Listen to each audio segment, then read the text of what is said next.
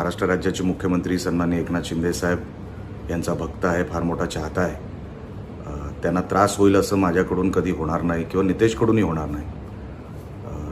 शिंदे साहेबांनी जे आमच्यासाठी केलं ते आम्ही कधीही विसरू शकत नाही, विसरणार नाही.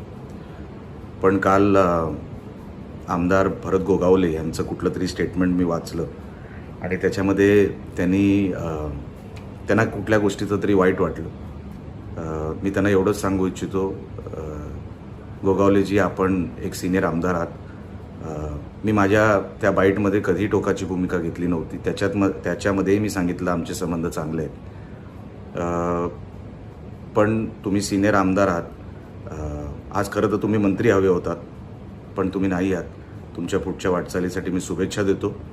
पण आपण कधी भेटलात तर आपल्याला सविस्तर हा सगळा विषय मी समजून सांगेन, म्हणजे आपल्यालाही ती खात्री पटेल.